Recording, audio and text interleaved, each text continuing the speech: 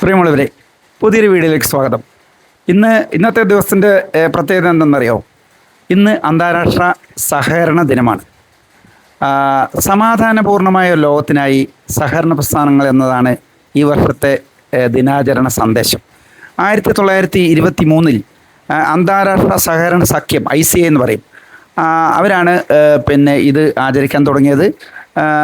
ഈ സഹകരണ പ്രസ്ഥാനങ്ങളുടെ സാമൂഹിക പ്രതിബദ്ധതയും സാമ്പത്തിക അച്ചടക്കവും സമൂഹത്തോടുള്ള കരുതലും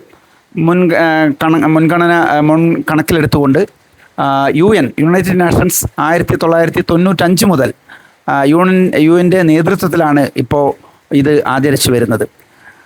നമുക്കറിയാം, കേരളത്തിൽ സഹകരണ പ്രസ്ഥാനങ്ങളുടെ പങ്ക് സമൂഹത്തിൽ ഈ സഹകരണ പ്രസ്ഥാനങ്ങൾ വിവിധ തരത്തിൽ പ്രാഥമിക സഹകരണ സംഘം വഴി ജനങ്ങളുടെ സാമ്പത്തിക ഉന്നമനത്തിനായി, ജനങ്ങളുടെ ചെറിയ ചെറിയ ആവശ്യങ്ങൾക്കായി ചെയ്തു വരുന്ന സേവനങ്ങൾ എത്രത്തോളം ഉണ്ടെന്ന് നമുക്കറിയാം. കോർപ്പറേറ്റുകളുടെ ഭരണത്തിലുള്ള വലിയ ധനകാര്യ സ്ഥാപനങ്ങളിലൊക്കെ തന്നെ മുകളിൽ നിന്നും ഒരു കാര്യങ്ങൾ തീരുമാനിക്കുന്നു, അത് പ്രകാരം താഴെത്തട്ടിൽ പോകുന്നു. പക്ഷേ ഇവിടെ ജനാധിപത്യപരമായൊരു ഭരണകൂടം, അതേപോലെ തന്നെ കൂട്ടുത്തരവാദിത്തം, സാമൂഹ്യ പ്രതിബദ്ധത, സുതാര്യത, ഈ 4 കാര്യങ്ങൾ ആണ് കേരളത്തിലെ സഹകരണ പ്രസ്ഥാനങ്ങളുടെ വളർച്ചയ്ക്ക് ഊടും പാവുമായത്. നമുക്ക് ഉദാഹരണം പറയുകയാണെങ്കിൽ, കേരളത്തിലെ സഹകരണ ആശുപത്രികൾ. ഞാൻ പാലക്കാട് ജില്ലക്കാരനാണ്. പാലക്കാട് ടൗണിൽ ഹൃദയഭാഗത്ത് തന്നെ സഹകരണ അടിസ്ഥാനത്തിൽ പ്രവർത്തിക്കുന്ന പാലക്കാട് കോപ്പറേറ്റീവ് ഹോസ്പിറ്റലുണ്ട്, രാജീവ് ഗാന്ധി ഹോസ്പിറ്റൽ കല്ലേക്കാടുണ്ട്. അപ്പോൾ അതൊക്കെ ഒരു ഉദാഹരണങ്ങളാണ്.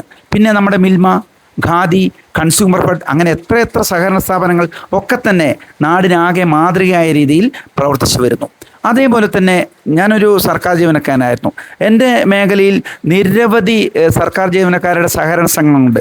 അതുകൊണ്ട് തന്നെ ഒരുപാട് പെട്ടെന്ന് തന്നെ പേഴ്സണൽ ലോണുകൾ ലഭ്യമാവാനും അവനവൻ്റെ സർക്കാർ ജീവനക്കാരുടെ സാമ്പത്തിക ആവശ്യങ്ങളൊക്കെ തന്നെ നിറവേറ്റാനും സർക്കാർ ജീവനക്കാരുടെ സഹകരണ സംഘം കഴിയുന്നുണ്ട്. അതേപോലെ തന്നെ കേരളത്തിലെ സഹകരണ പ്രസ്ഥാനത്തിൻ്റെ പ്രസക്തി എന്ന് പറയുന്നത് കേരളീയ സമൂഹത്തിൻ്റെ ഉന്നമനത്തിന് എല്ലാ തരത്തിലും സഹകരണ പ്രസ്ഥാനങ്ങൾക്ക് കേരളത്തിൽ പലതും ചെയ്യാൻ കഴിഞ്ഞിട്ടുണ്ട്. അത് ഒന്ന് ഓർപ്പിക്കാൻ വേണ്ടിയാണ് ഞാനിന്ന് ഈ വീഡിയോ ചെയ്യുന്നത്. മറ്റൊരുപാട് വാർത്തകൾ ഇന്നുണ്ട്. ഈ വാർത്ത എവിടെയും കണ്ടതായി ഒരു പ്രമുഖ പത്രത്തിൽ മാത്രമാണ് ഇതിനെക്കുറിച്ചൊരു വാർത്തയെങ്കിലും വന്നത്. അതുകൊണ്ടാണ് ഞാൻ ഇങ്ങനെ വീഡിയോ ചെയ്യുന്നത്. ഓക്കെ, നന്ദി, നമസ്കാരം.